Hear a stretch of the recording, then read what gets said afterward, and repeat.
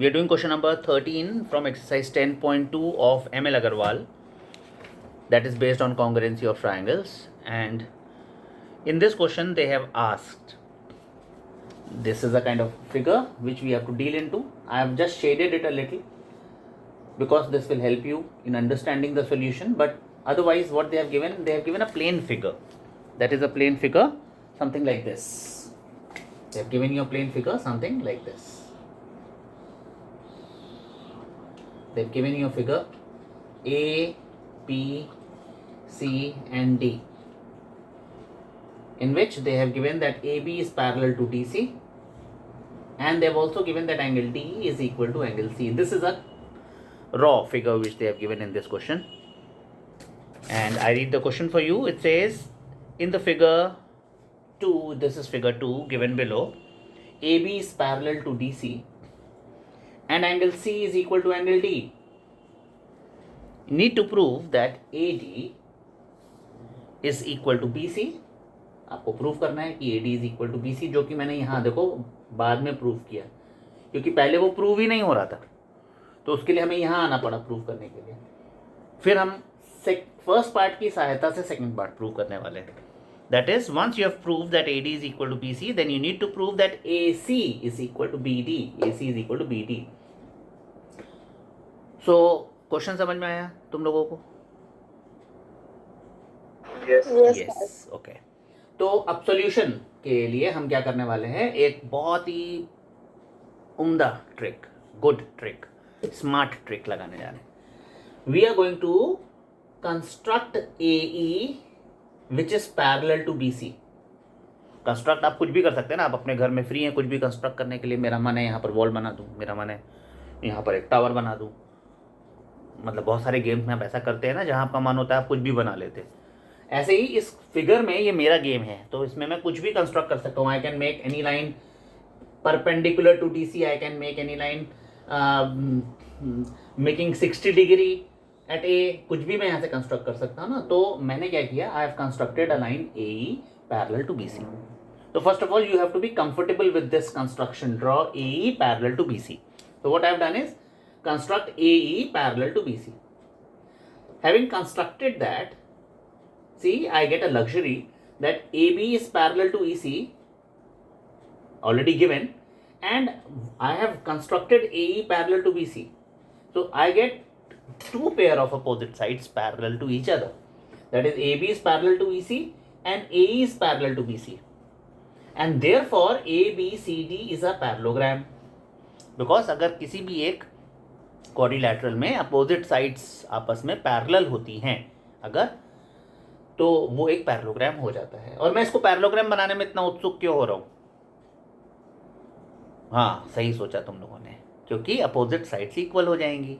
Parallelogram की opposite sides हमेशा equal होती है. अभी हमने पढ़ा नहीं है पैरेललोग्राम, लेकिन हम प्रीवियस नॉलेज से जानते हैं कि in a parallelogram opposite sides are equal and parallel.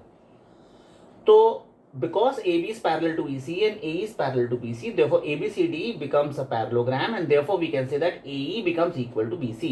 This AE becomes equal to BC. क्या ये बात समझ में आई तुम लोगों को बच्चों? Yes sir. Okay, very good. सब बच्चों को समझ में आ गई? शाबाश. Yes sir. Very good. So AE is parallel to BC as opposite sides of the parallelogram are equal. Moreover, इसमें हम और क्या ले सकते हैं? Angle E equal to angle C. You can see angle E is equal to angle C. Why? Because corresponding angles. Parallel line, देखो parallel line, ये parallel line produce किया, ये ट्रांसवर्सल है, तो ये दोनों corresponding angles हो जाते हैं, है ना. तो ये देखो दोनों corresponding angles हो गए हैं. तो इसलिए angle E is equal to angle C. Why? Because corresponding angles. I hope this is also making some sense to you. Yes sir. Right.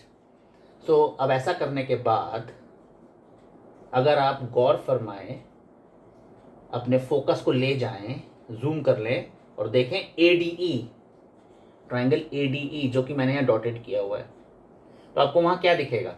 आपको दिखेगा भाई मेरा एंगल D एंगल E के बराबर है, मेरा एंगल D एंगल E के बराबर है. और क्योंकि ये एंगल डी इस एंगल ई के बराबर है, तो तुमने आइसोसेलेस ट्रायंगल पढ़ा होगा आइसोसेलेस ट्रायंगल कहता है कि if two base angles are equal then the two sides are equal, यानी अगर ये एंगल डी इस एंगल ई के बराबर है तो इसकी अपोजिट वाली साइड इसकी अपोजिट वाली साइड के बराबर होगी। यस, बिल्कुल ठीक कहा तुमने, A D will be equal to A E. तो देखो, as angle D is equal to angle E, therefore A D is equal to A E by property of isosceles triangle. अब क्योंकि ए डी ए ई के बराबर है, पर ए E तो previously BC के बराबर थी, तो इसलिए AD is equal to AE is equal to BC, और we can say AD is equal to BC, hence proved का फ्लैग लगा सकते हैं। अब पहला पार्ट प्रूव हो गया। ठीक है, ठीक है, ओके। पहले पार्ट के हिसाब से के यूज से का इस्तेमाल करके अब आप सेकेंड पार्ट प्रूव करने जा रहे हैं। तो सेकेंड पार्ट में what you are trying to do, आप AC को ज्वाइन करने जा रहे हैं BD के साथ, join AC with BD। Having done that, now you can take triangle ADC and take triangle BCD, that is we take the triangle ADC and BCD and prove them congruent. कैसे?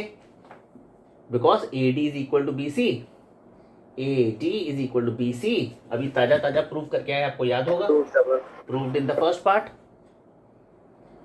Then angle D is equal to angle C given, और DC is equal to DC common, है ना। तो दोनों triangle congruent हो गए by which criteria?